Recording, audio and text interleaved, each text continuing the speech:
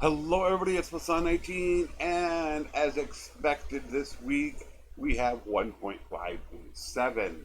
I have not seen these patch notes. I wanted to go through them and give you a live reaction as I read about them. But with what the developer said, they figured that it was going to come out this week. I had predicted either Tuesday or Wednesday, so this was pretty much going to be expected.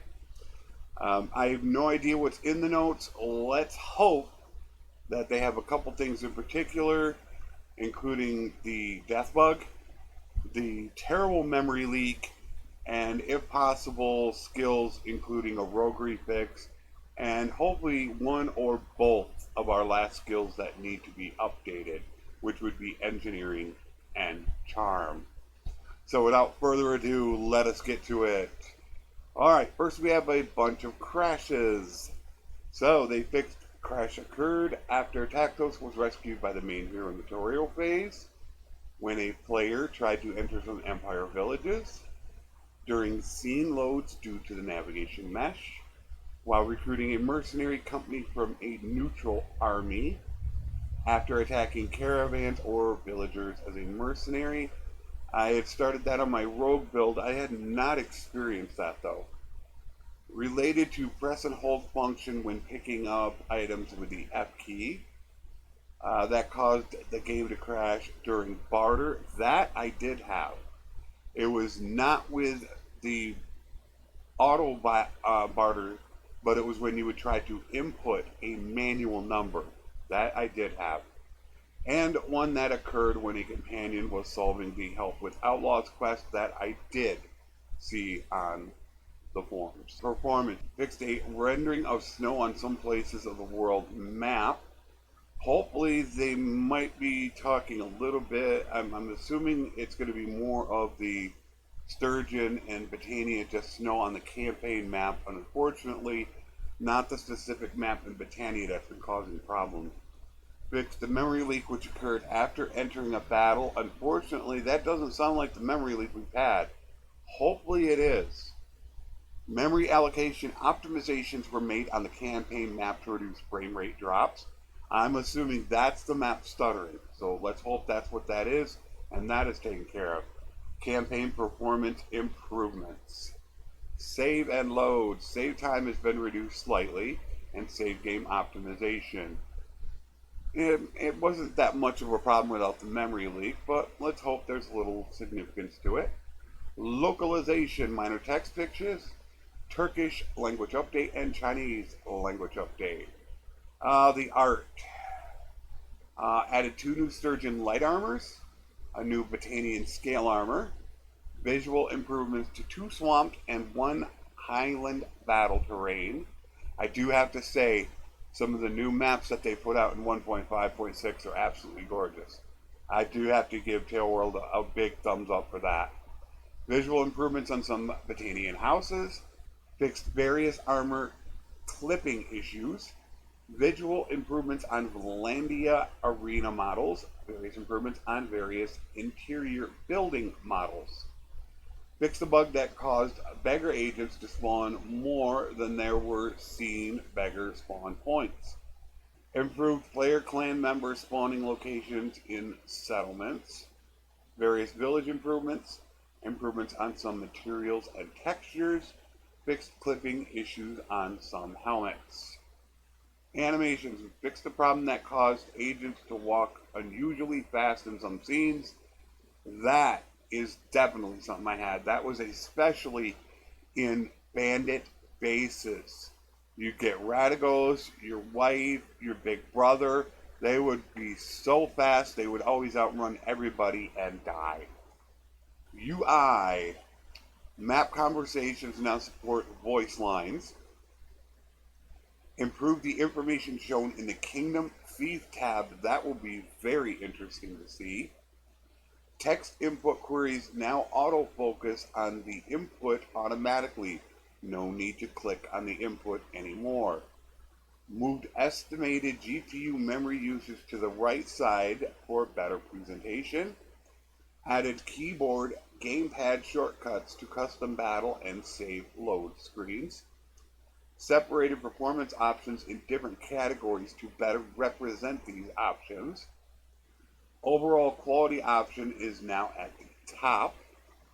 Added colors to troop portraits in the party screen. Parties joining an army will no longer lose trackers that they had before joining the army. Base generation tab can now be navigated with shortcuts. Added a tooltip to the air selection pop-up to better inform the player about the possible hero skills and attributes before selecting an air. That's not bad. You should most likely know who your air is going to be, but I guess in a deathmatch, you're probably not 100% up to date all the time, so I'm sure, assuming for death games, that is a welcome fix. A whole bunch of fixes. Fixed search results in encyclopedia search not showing up after a character in Asian languages. Fixed a bug that caused a hero, prisoner, or companion not to be transferable to some party screens. Fixed a bug that caused the immediate escape of donated prisoners. Fixed an overlapping issue in crafting smithing hero selections. That's when there was actually too many materials, so that way you couldn't choose one of your companions if you had multiple rows. Fixed a visual bug that caused the game menu items text to go out of bounds. Fixed a visual bug that caused the completed check mark not to show up in completed tasks on the quest screen. A visual bug that caused governor name text to not show up incorrectly in town management. Fixed a bug that caused a visual element to not show up in the quest screen.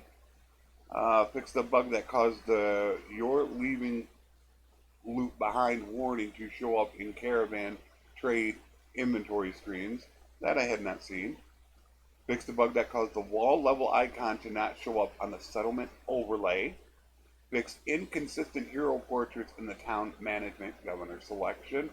That I had not seen as well, although I may have just been missing it. Fixed a bug that caused wrong usage names to show up in crafting smithing, one I had also not noticed.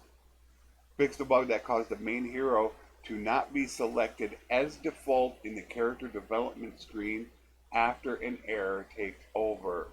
Fixed some text problems that occurred when inspecting a Deadlord's encyclopedia page. And fixed Batanian culture bonus text. Alright, battles and sieges. World map preparation phase of sieges is now 33% longer. Alright, if they're doing that, it would be nice to get engineering. Or you're really going to want an engineer now. The being wounded chance has been reduced. Here we go. Reduced by 10% for non-heroes in battles, missions, and simulations when knocked out. So, by them doing this, they are talking about just regular troops. They're specifically stating non-hero troops. So, therefore, nothing here is mentioned about death at this point for heroes, which was 10%. Also, the bug that would result when it goes down to 2% for missions. So, we'll have to watch out for that. Fixed horse archers being spawned too close to each other and being pushed by physics. That you could see in my rogue playthrough. If you want to see that, just go to episode 8, pull up any battle, because I have 170 cavalry, and it's just like they're bouncing off of each other. Fixed a bug that caused siege ladders to stand in the air when raised. Okay, that's a nice levitation. Wounded troops were not deserting even with low morale. This has been fixed. Character development. Oh, here we go.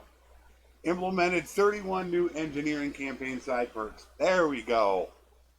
The passive EXP given perks by Raise the Meek and combat tips were reduced. So that sucks. But at least we still have them. Force village parties, caravans, and villages to give food now gives roguery EXP. Attacking caravans and villagers parties now awards roguery EXP correctly. That I will have to test, as they said that same thing in 1.5.6, and it didn't work. Fixed a bug that caused trade skill gains when a player discarded items. Fixed a bug that caused player traits to disappear. Fixed EXP gains from friendly fire. Fixed several bugs in scouting, steward, trade, tactics, and roguery. Fixed some issues related to medicine, leadership, crossbow, and two-handed. So we got engineering, but we did not get charm. And I am okay with that. Engineering, none of their perks work. And that is what I was saying now with world preparation phase of the siege is taking 33% longer. As long as they gave us these implemented perks, I'm happy with that. It's going to be a welcome sight to see. Very welcome. Clan and Party. The child education feature has now been implemented. Players can now educate their clan's children through their early life. There are 6 different education stages. These stages will trigger at ages 2, 5, 8, 11, 14, and 16. Each stage will present different options that improve the child's skills and attributes. Stages are accessible via the right side circle notification. That is where you catch all your little things over here when they come up. For starting armies or for voting on feasts, that will come up there. NPC parties now don't upgrade their troops randomly and are more likely to try and reach cavalry troops, especially if they have lower cavalry to infantry ratio. EXP needed to upgrade higher tier troops was slightly increased. That is a very welcome change. It was way too easy to get troops up to tier 5.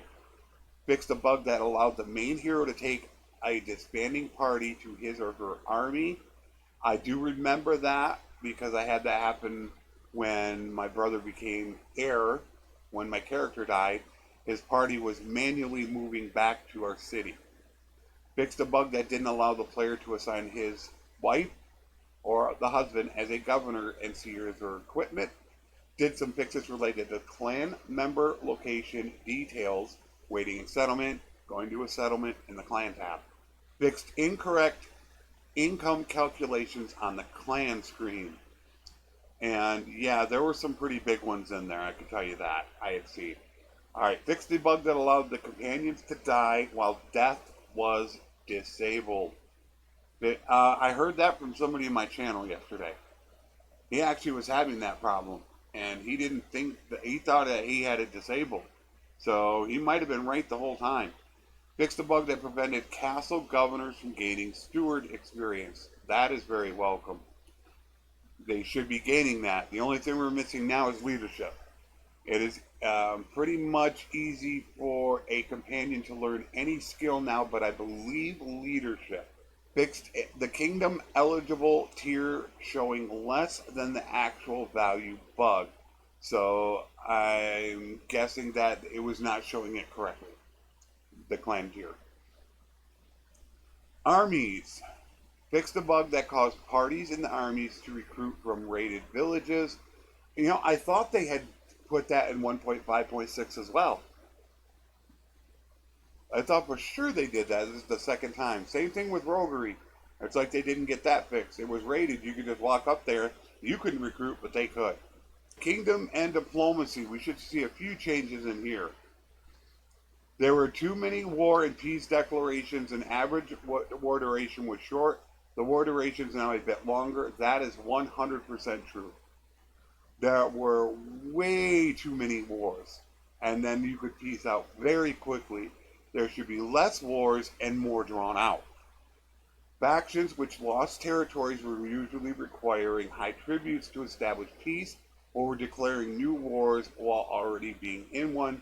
Weakened kingdoms are now not that aggressive. So once again, they're trying to establish that we don't want as many wars. However, when we do get a war, we want it to last. And the good news about that is it means that the AI is not going to be fighting on multiple fronts. And that is one of the biggest disadvantages to the Empire. Because they are in the middle of the map, They have more kingdoms touching them than anyone. Relations between lords now also affect their target selections. If a player has a good relation with a lord, that lord will be less likely to initiate hostile actions against the player's settlement. It's still possible. This mechanic applies to AI heroes as well, not just the player. That is a great, great mechanic. That means you want to get high relations with a lord, they will be less likely to raid your villages. So that is a really great feature because that is one of the biggest problems that you have to keeping your town happy is when their villages get raided, that drops security. And when it drops security, it drops loyalty, which can lead to a rebellion.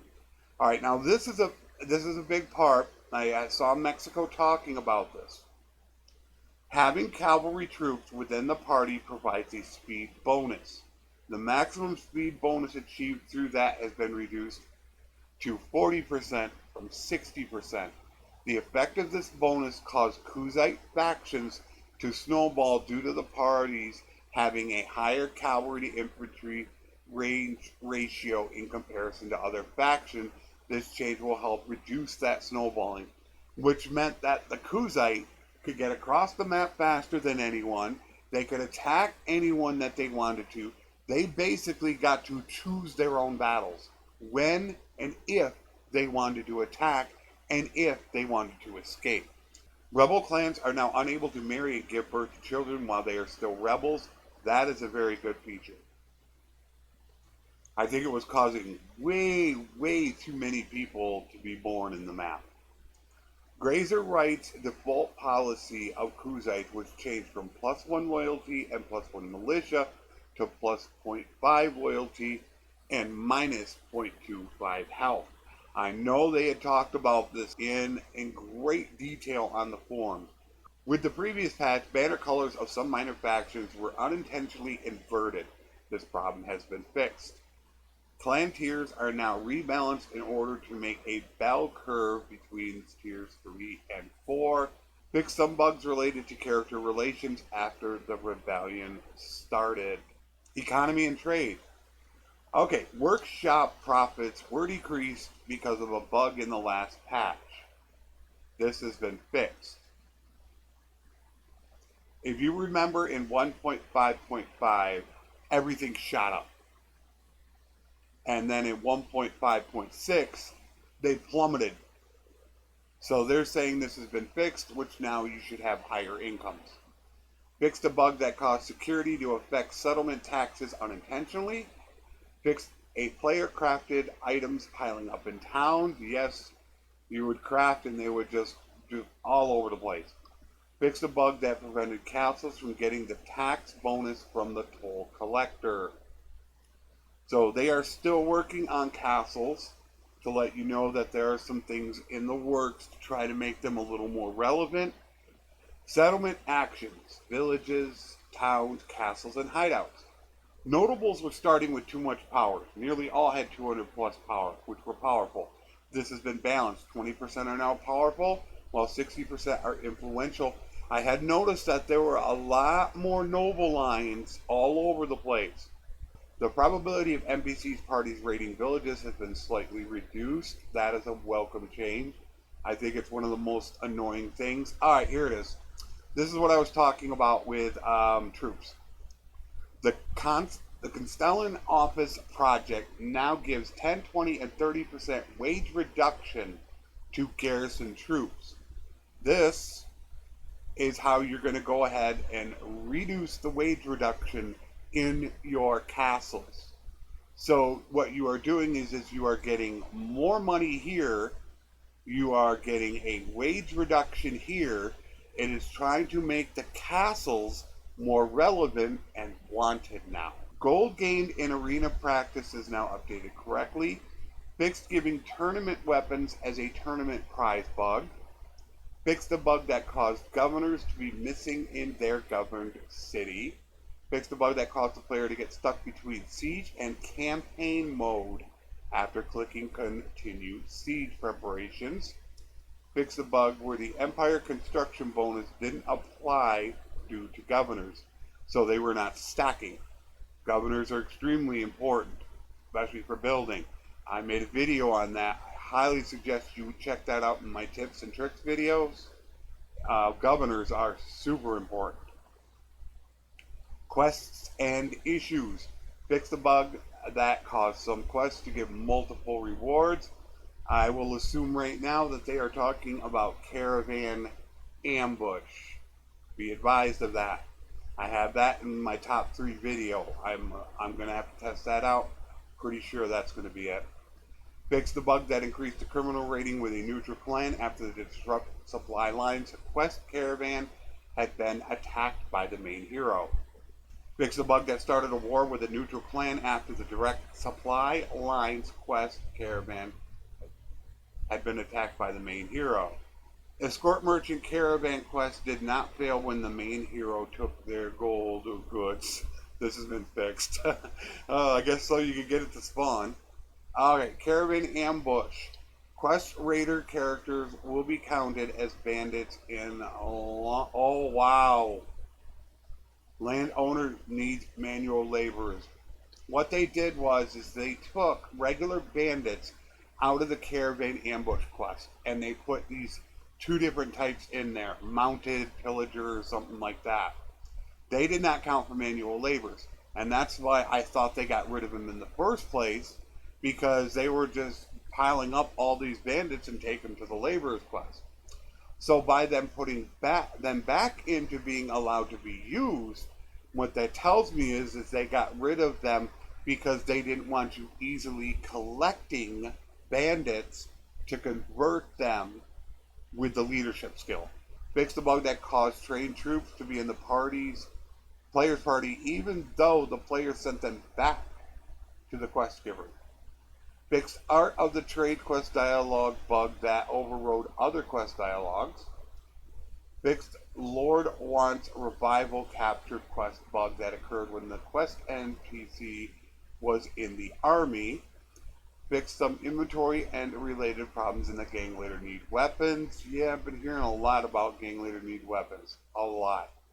Fixed the bug that caused the Deliver the Herd quest to be canceled and failed when the quest target NPC died. Fixed the relation gain problem in Lord Needs Tutor quest. Conversations and encounters. Made some improvements on the conversation spawn points when quick talking to people. From now on, if the conversation character has a workshop or is inside his workshop, the player and the conversation character will spawn inside of it.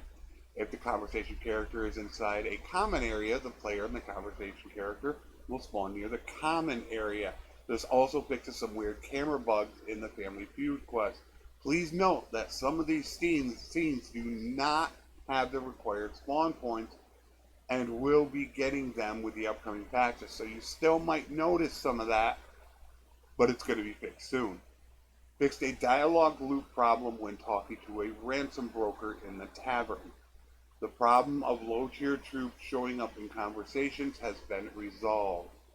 The case of Empire lords showing up to battles without their helmets has been solved. Custom battle heroes now share the same stats. Removed an extra body armor from the Kuzite Lancer templates. Fixed the wording on items Cataphract Mace, Ironmented Kite Shield, and Two-Handed Cleaver. The game will retain the time flow state while switching between UI and the campaign mode. Bow value have been recalibrated in order to optimize gameplay for the recent archery changes. Remove the clipping kites from Sapling, Sprout, and Valandia Caravan Master units. Fix the visual bug on character portraits in the encyclopedia.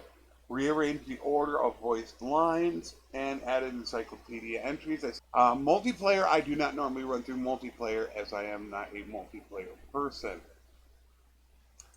Fix the crash that occurred when the game was closing. The transparency of trees in the distance has been improved. The game volume is now lowered when the game window isn't in focus. CPU memory usage reductions for terrain. Siege performance of the game increased. Reduced memory usage during loading. Some animations, combat, increased count lance damage, made it more dependent on the weight of the weapon rather than mount speed, slightly decreased fall damage. The AI would in certain cases ignore the player if the player had a ranged weapon in their hand. Yeah, I noticed that a lot in tournaments. The guy would just run right by you. Crossbow users were stuck in the reloading and reshooting phase, and it looked like if they were canceling the reload, this had been fixed. Adjusted horse archer AI to make them switch to melee weapons at close range. That was also in 1.5.6. Not sure why it's showing up again. Fixed a visual bug which caused some characters' skin color to change at distance. Fixed the blurred textures at the bottom of the screens. And here are some modding tools. So, first of all, I want to state, I did not see where it stated that the items were dropping. All items. Mexico had stated that he had fixed a bug or an error in the code, and now there is a rare chance that anything could spawn in the game. We're talking 120,000 valued armor, notables, heavy executioner's axes. He said that he found the error and changed it. He said it was supposed to be in 1.5.7. Now, they do not always include everything in the patch notes. I will get with Mexico and I will get a clarification. Of course, unless we see it in the game, then we'll already know. A woodworking shop and a smithy gives a higher chance for items to spawn. So if you do want an item or you do want weapon, it's sometimes smart to put a smithy and keep them stocked up. The other thing is, I'm pretty happy with the patch. All in all, I think it's a very well done patch. They went through a whole bunch of different areas, did a whole bunch of different things. The only thing that I am not happy about at this point is death. I have not seen it change from 10% to 2% across the board and in simulations. So I'm going to try to get an update on exactly what those changes or currently what they are.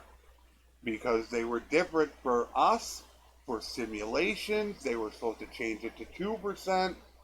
I don't know where we stand.